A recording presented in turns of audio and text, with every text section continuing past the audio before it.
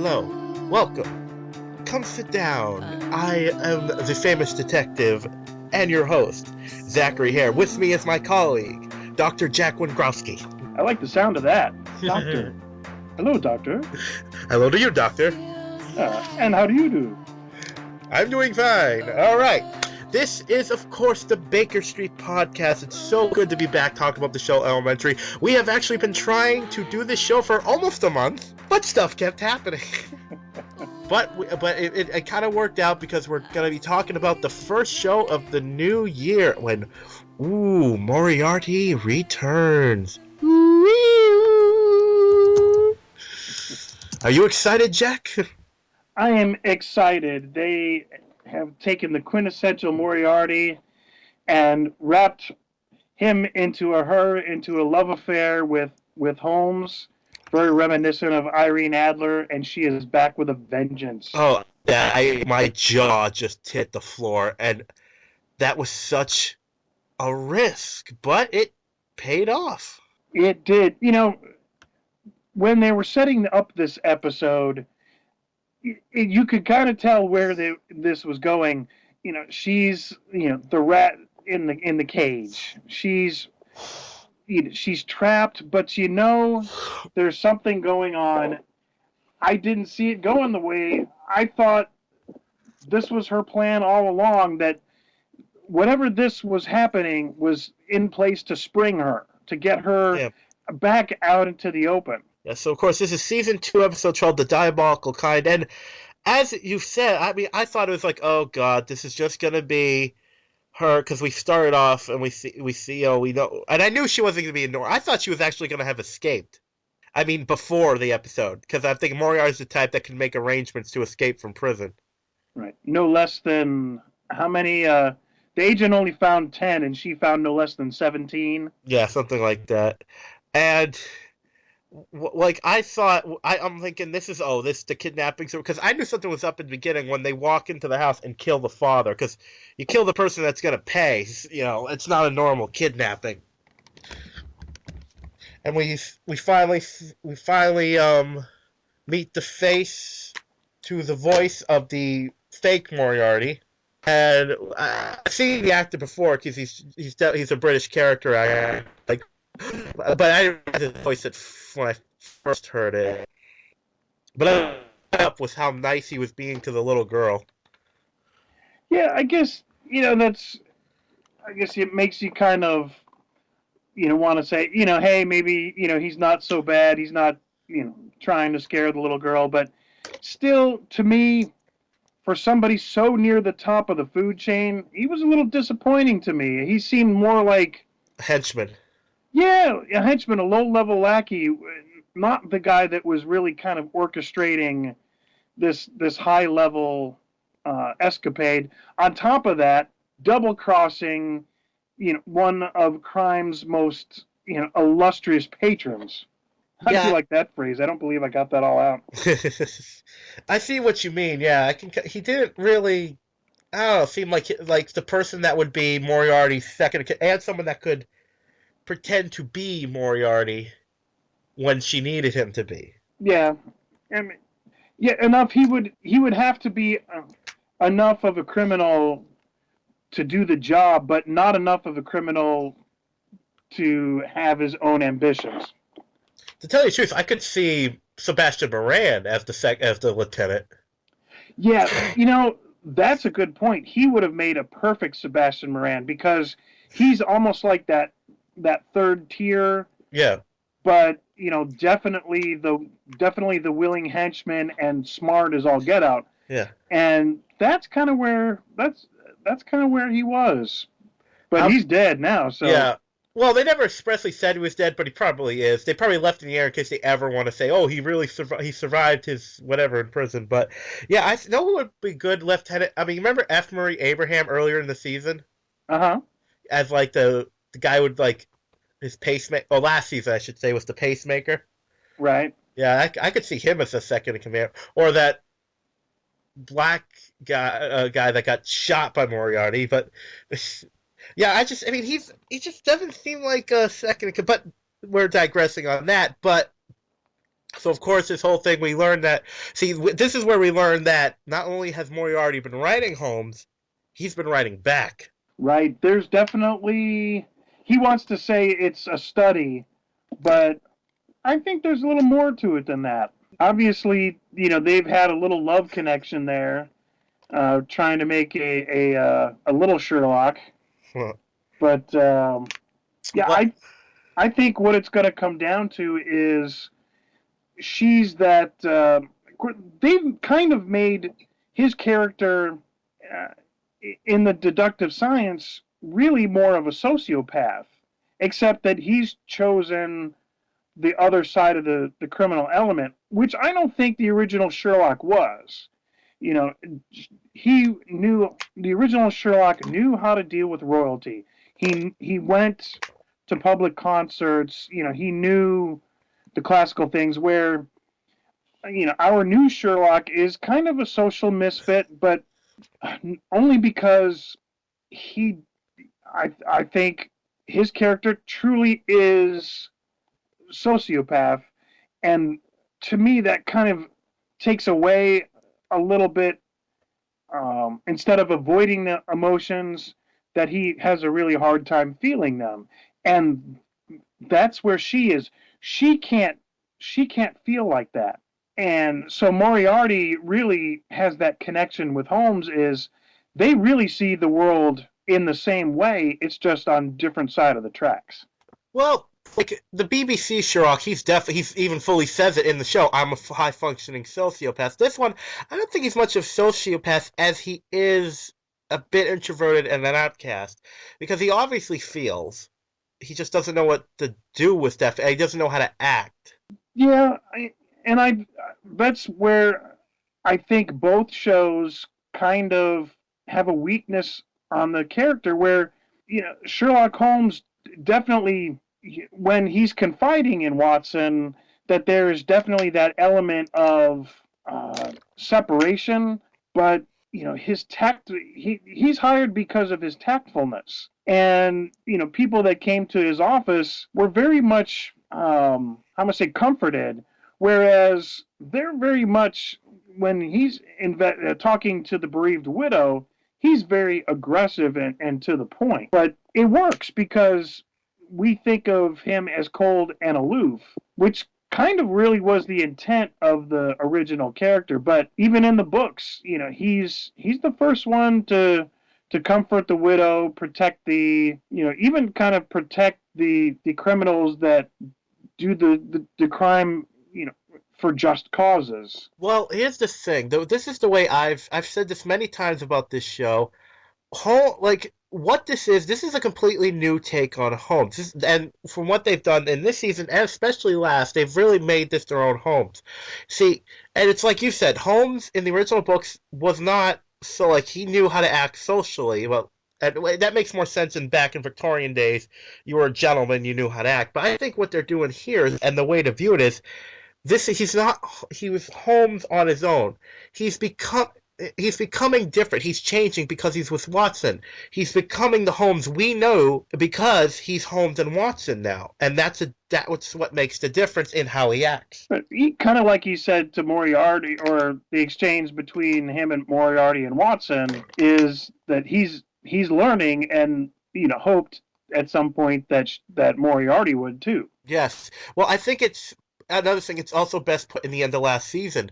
Like he doesn't really outright say it, but he pretty much does. Like he says that he could never beat Moriarty, and he didn't.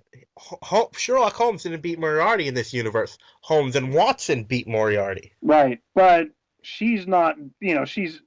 She's also not dead. So they've made it their own story, Exactly. which is, I think, is commendable, because Extremely. the other path that you could take is just to mimic the books, and then you're only going to get a couple seasons of material, whereas this is different. You have your own characters. I think the original Sherlock was obsessive but not a sociopath. this Right. this guy's he's a sociopath learning how not to be. I don't know if one could ever kind of cross that threshold, but I think it works. It kind of gives us more. I think I relate to him much like Spock, Yeah. that he can be analytical because not because he ignores the emotion, but because he can't feel them. I mean, this show could last 8, maybe even 10 seasons, depending on how long they want to do this. Oh, easy if they don't trivialize the characters. Exactly. Well, this show has probably some of the best character development I've ever seen in a show. It it does well because I think they've they haven't made a joke out of they haven't made a joke out of it. They haven't tried to straight on copy, but haven't got too far from the original canon either. You know, Exactly. there's definitely the quotes and comparisons, the monographs. Although I'm not British, but I was kind of wondering if the British still say lieutenant instead of lieutenant. I honestly don't know because in Sleepy Hollow he calls his friend Lieutenant. So, but he's from a couple hundred years ago. So, I Well, the Americans pretty much they were British subject at the time, well he was and his character is British. right? So who knows? Well, if any of our British listeners want to check us out, post on the Baker Street Podcast on Facebook, and of course Baker Street Podcast at gmail.com. Hopefully, we'll have the Twitter set up soon too. All right, that'll be that'll be awesome. And one of the things I really like about both shows, the BBC and Elementary, is they are so different. Oh yes. And there was a lawsuit. The BBC brought a lawsuit Yep. onto Elementary, but first off, you can't copyright public domain material. Right. And the other thing was their principal actors had gone on to do so many other projects that they had put off production of a fourth season. Yeah, it's just premiered now. Yeah. And so, they're the BBC is always committed to the long haul. So they were like, all right, go make the movie. But in the meantime, this I thought, well, at first I thought, this will kind of be a good in between. I was really enjoying the BBC. Kind of felt a little more kind of authentic, but the more I got into Elementary, the more I enjoy it. I like both, but for different reasons. And it's interesting to note that because of the timing, this season is going to be the first time that both shows are on the air at the same time. Yeah, I wonder if they'll have any kind of screen interactions like Family Guy and The Simpsons. Oh, I Every doubt it. once every once in a while, there's like a little poke, like a little reference. I don't think. I mean, I think they're going to keep their distance from each other. I think they will, but look for the inside joke. I don't think we're going to see one. Oh, there's gotta be. Well, okay, so although let's with this episode, one thing that kind of irked, and this is just one of my little nitpicks, is that there's that part where, of course, Sherlock Holmes goes, "Oh, it's the voice," and he goes, "It's Moriarty," and Watson goes, "Moriarty's a woman." Blah blah blah blah blah. It's like, yeah, she wouldn't have said that. Was really unnerving for me because it's like Watson knows that voice too, so it's not like she'd be like when she goes, "Moriarty's a woman." It's like, yeah, he knows that. Obviously, he's saying that for a reason. You know what I mean? Right. It completely took me out. I'm like, why did she say that? And of course, we have the talk with the charismatic kidnappers, and we find out Moriarty's. Actually, it's funny because before the recording, me and Jack were talking about Blacklist, and apparently they're taking a page from the Blacklist because Moriarty is in a black site. Exactly. I mean, she had And she had and all and right. basic and she's garnered special favors. It was Yeah, it was right out of the I Blacklist swear, playbook. I swear, I checked the TV guide. Am I watching Elementary or did Blacklist come back? But of course, we have this, and it's like I love this. I love this because we've seen this like with Blacklist, and but even before Blacklist, we've seen this kind of scenario more times. The criminal who knows something makes a deal, like like Hannibal Lecter and that kind of thing, or the criminal mastermind makes a deal because he knows they need him. And I just love it because whenever you're watching that, you're screaming at the TV, they're gonna screw you, they're gonna screw you, they're gonna screw you. And this one, we had Holmes pretty much doing that the whole episode. The other interesting, speaking of the show, is at the very end. And of course, we always say spoiler alert, but if you're listening to To a this, podcast, yeah. obviously you've watched the I don't show. say spoiler because if you're listening to a podcast before the episode aired, what's wrong with you? Or if you listen to us, what's wrong with you? Well, we're all mad here. Most indubitably. So, she whispers to him that she's only the tip of the iceberg. Yes. And, you know, yeah, crime gets that, get, can always get bigger, can always get deeper. But, that's like saying that there's a deeper mastermind than Moriarty. And it, it'll definitely make for something more interesting. But I'm kind of looking at that, going, where can they go with that? I think that's going to wait till season 3. Probably because probably once they feel like they've exhausted the Moriarty, because I Yeah. think American audiences and get, I think they producers tend to kill off major characters too early for big ratings. Yeah. Um, And what's interesting is a lot of people don't realize this. Even though Moriarty is considered Holmes's archenemy, he's only mentioned in 2 stories in the original books. that is true, Now, and a lot of people, you know, there was this air of whether Moriarty actually existed at all or not. yeah, Uh, but that was the thing, is I think the movies have elevated Moriarty to this, like, because he was so in the depths and the web, the web within the crimes themselves, the spider that weaves the web, and that each of these crimes is just a little vibration on each of the tendons. But where I think you have to go somewhere if they feel like they've exhausted Moriarty. But how many more supervillains can you get in this kind of I story? hope they don't do like a organization kind of thing because that's very tired and used. Yeah. Well, they've already, speaking of the blacklist, they've already gone to that. So I wouldn't be surprised if they don't hit, get at least a hint of that, maybe for a half to maybe a season of some sort of synergy. I find with a gang or an organization, just not like the ultimate unstoppable one. You know what I mean? That it always has members. You know what I mean? If they have a gang or like a group that they defeat that season, I'm fine with that. Yeah. Don't do the burn notice thing, and every time you kick the big bad, you have another one rating. Although with Blacklist using an evil Hawkeye, maybe Sherlock Elementary will have evil BJ or evil Radar. Haven't seen that actor in years. I'd love to see Gary Burghoff in TV again. Oh, that would be awesome. Evil Klinger, yes, cross-dressing villain, yes. The new Moriarty.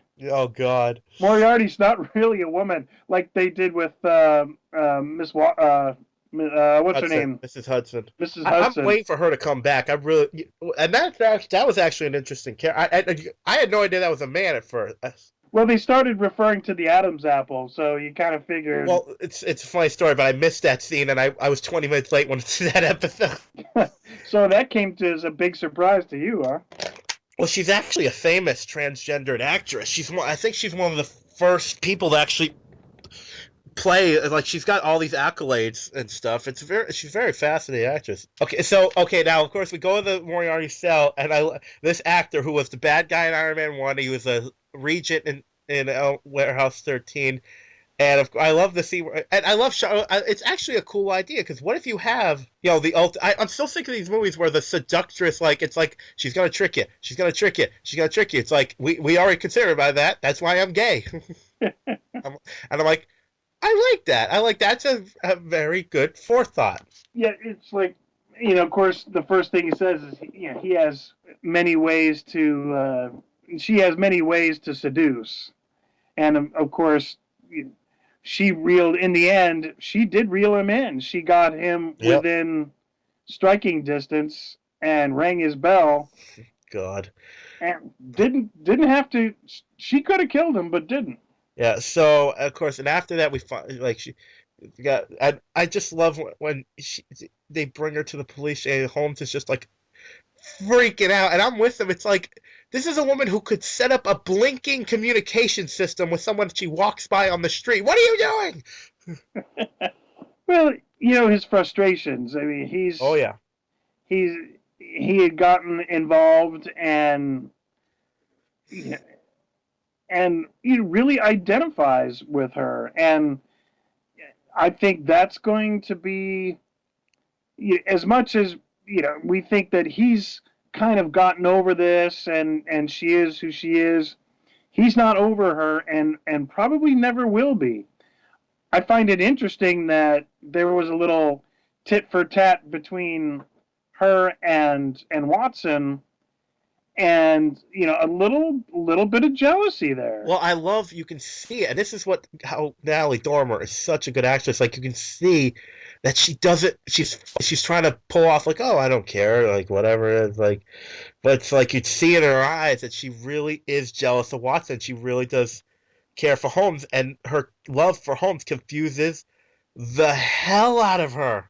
And it's great to see it like a brilliant person confused by her love. Yeah, and the funny thing is, there's the way it's been going, as close as Watson and Holmes have been. It looks like there has never been a love interest, and probably never will be. If they ever do, that will ruin the show.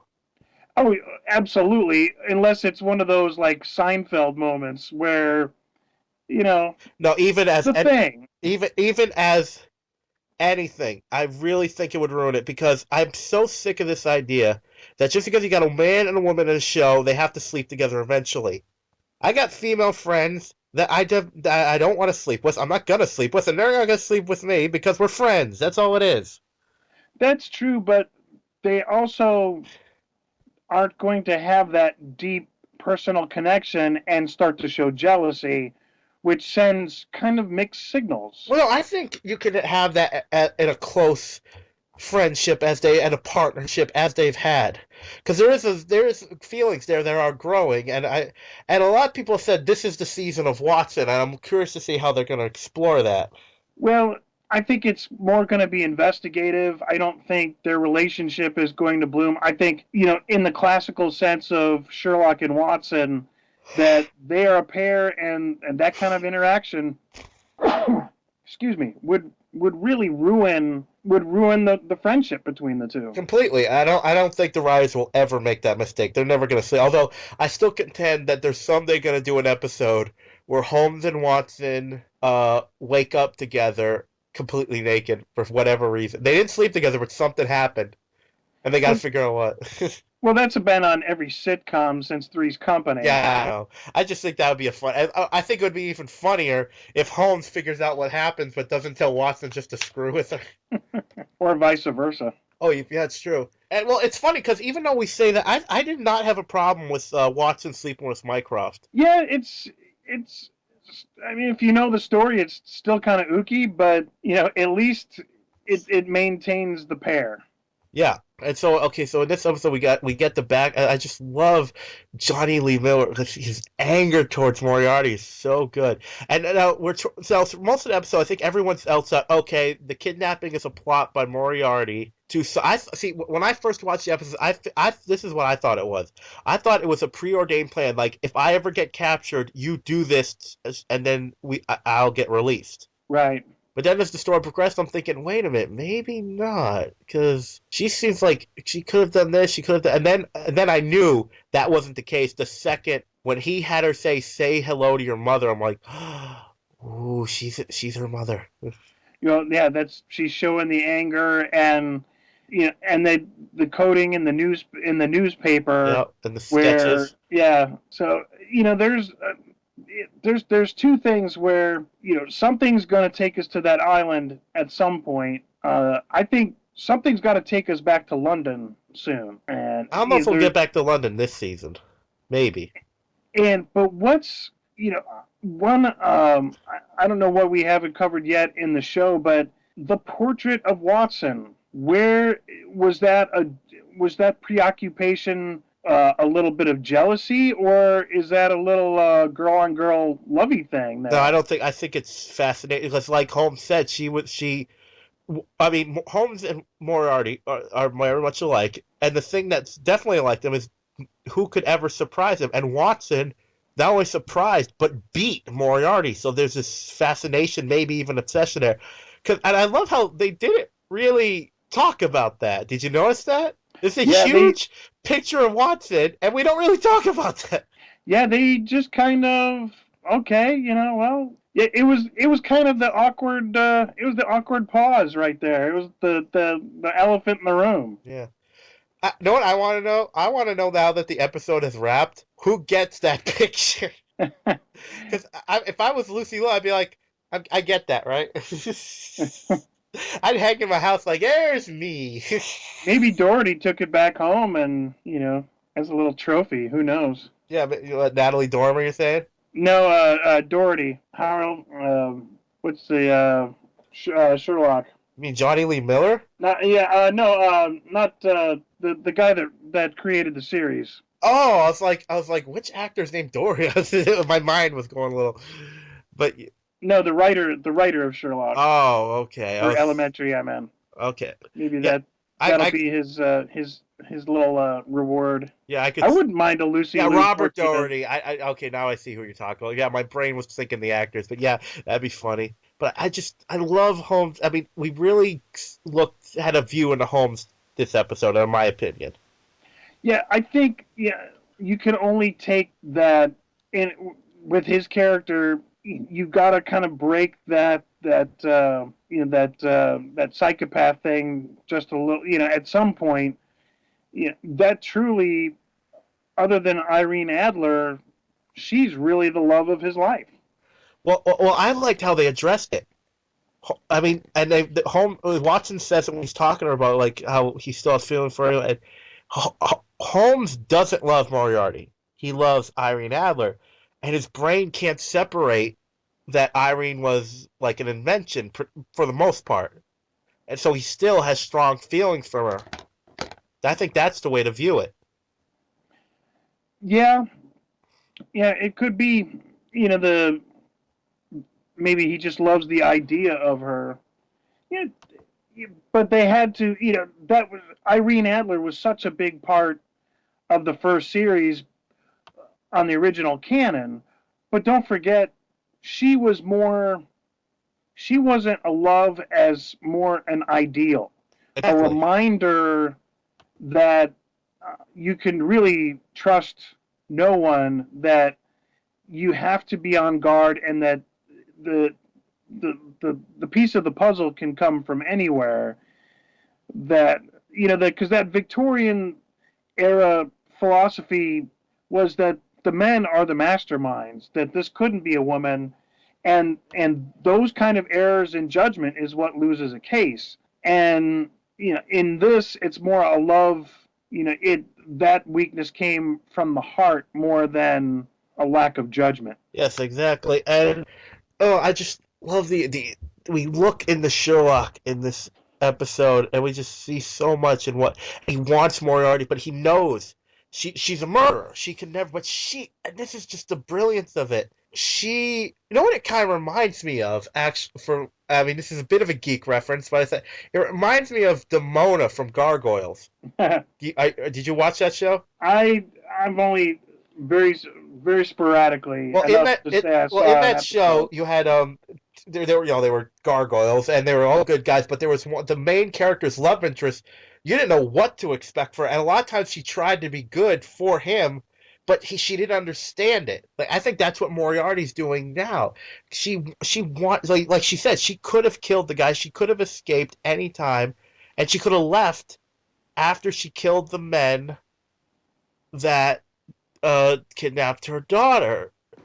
And but what like she wants and she thinks she's going to be released someday and I can't wait to find out what happens there but she wants to change for Holmes. It's like she says you changed to become one of them and I think that's brilliant. Like her the love the villain has for the hero is changing her. That is brilliant. It is, it's kind of funny. The kind of like the difference in age for me. It's kind of back to the original Batman and Catwoman Ah, yes. that they're so madly in love. If only he would turn to crime, or she would turn to being a fighting crime. But neither the twain shall ever meet. But there's always from the two. There's always that hope. There's that hope that she'll change, but she won't. And it's funny when when are we going to get the sense of that that other side of the coin? It's like the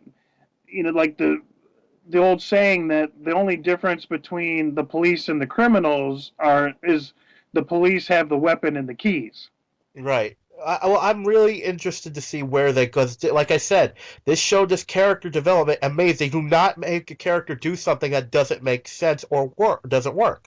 So I cannot wait to see where they go with her with this. Yeah. Of course, we've already seen that in one episode where uh, Holmes kind of takes matters into his own hands to, gets revenge, and pays a high price for it. Yes. With It's like how he says he likes who he didn't really say, but he did, but he did it. He likes who he is now. He's got friends. He's changing. He admits that he wants to be better. He likes who he is now. He doesn't want to go back to what he was, and I thought that was a very profound moment. Yeah, it is. He's evolving.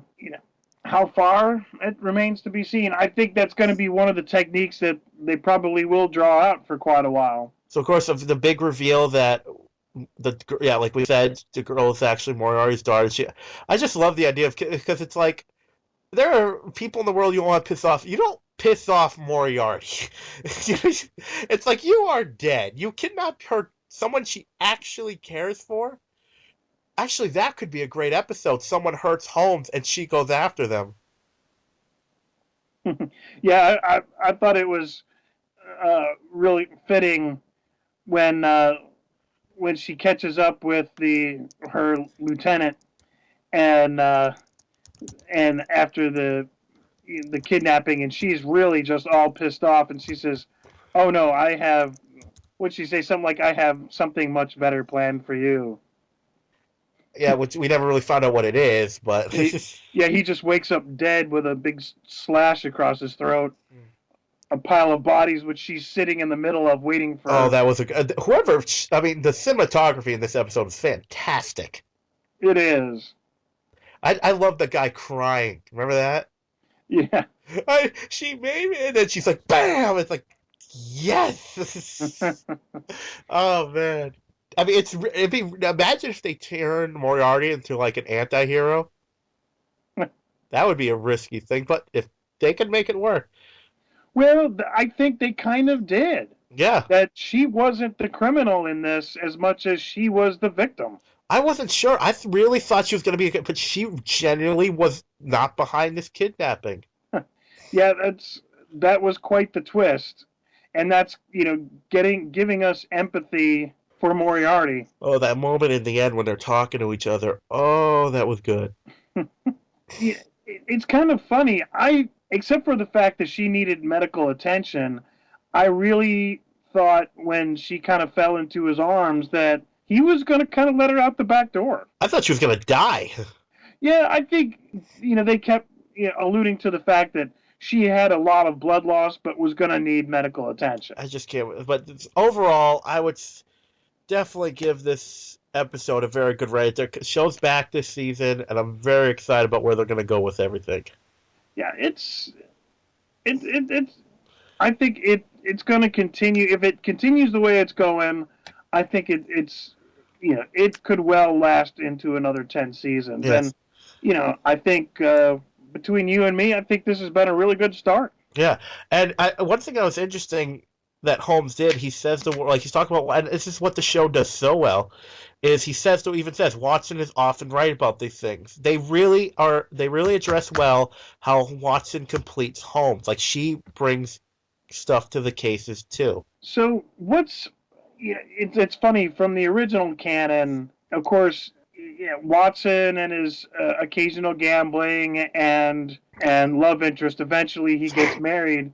But have we really seen her vice, other than the fact that she can't keep a date? Not. I mean, well, kind that. Well, that's why I think a lot of people said that this season is they're going to develop Watson more. We've seen bits and pieces, like last episode, we had her meeting one of her former clients. I think we're going to learn more about her and such things as this season progresses. Yeah, I wonder if they'll. I wonder. Yeah, I just kind of wonder where they'll go with it. It's got a bunch of interesting because we really don't have any kind of clues into other than the fact that we've known that she had a failure as a doctor and really took it hard. Where any doctor really in their career has that kind of defining moment. But yeah, we out of out of this, all we know is about her resume. So the Well, season of Watson approaches. yes, winter is coming. Watson is coming, but so that's the episode. So let's talk about some favorite lines and scenes. Do you have any favorite lines and scenes, Jackie boy? Ah, boy, that's a good question. I think my favorite scene was uh, there were two for me. One where they're looking.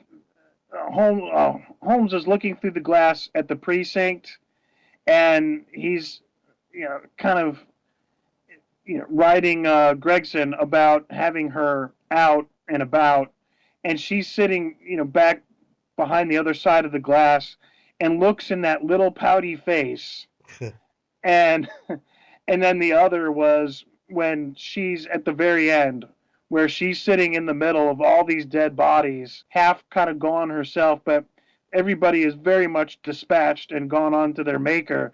And she's just kind of sitting there waiting for Holmes to, kind of come in and like, kind of save her and bring her, back out for medical attention. But just what a great layout that was. Yeah, I would definitely go that for my favorite teeth. Now, for me, that's I'll go with those favorite lines. I had. Well, wait, okay, wait. Oh, yes, now I remember the telephone. That was brilliant. I love the idea. She's like, "What's with the telephone?" Oh, there was a couple of people I call I was angry with. I brought that out so I could hang up on them with authority. And I'm like, I would so do that.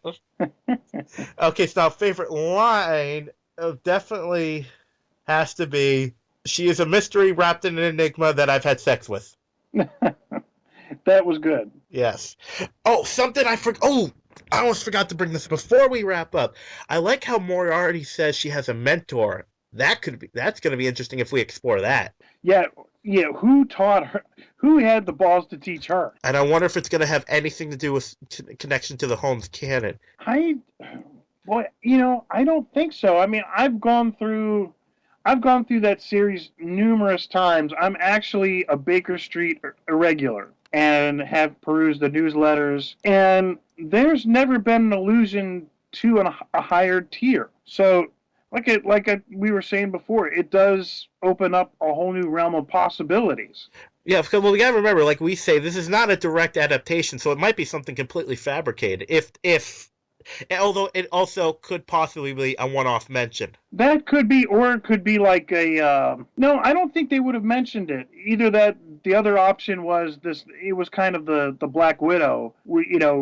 Whoever taught her, and then she dispatches him and kind of moves on with the criminal empire. But I don't think they would have planted that. I don't think it's the kill. I don't think it's like the fist thing. There can only be two at a time. The kills the master. I think Exactly. I think they planted the seed, and we're going to see. I think we're going to get to meet who her mentor was, yes. and there won't be that emotional connection. So hopefully we'll see Holmes at that higher tier. Maybe that's how they get rid of Moriarty. Maybe she like gives his life because the mentor says choose between me and Holmes. Yeah, that could be. Now, one thing that's I think worth mentioning because now we see who Moriarty is. They've expressly said that she gets no correspondence except the letters to Holmes. But a few episodes ago, we saw Mycroft talking on the phone to someone that I thought was going to be Moriarty. But now it's pretty, even with her connections, it might be unlikely that she had access to a phone, even with how she is. Right. It's any sort of any sort of communication you can imagine. She would have had some sort of access to. Well, I mean, it still could be her. She could, but I don't think so. But so that raises the question: who was on the other line? Yeah. I cannot wait to find out who that was and what Mycroft is doing. If anyone has any guesses, please post on the Facebook. We would love to discuss it with you sometime, and either me or Jack will respond, and we'll see how it goes. And we are wrapping up here, and this was the first episode. We're trying different formats. We're gonna do something a little different next week, and if you like one or the other, please feel free to message us, and we will decide which one works better. Sounds good. All right. Do you want to say your goodbyes, my dear colleague? Well, I think a farewell is in order and a toast to all those Baker Street regulars that will tend to listen to our podcast and report to us the evils that bequeath our endeavors. Indeed. And now, me and Jack must depart, for the game is afoot.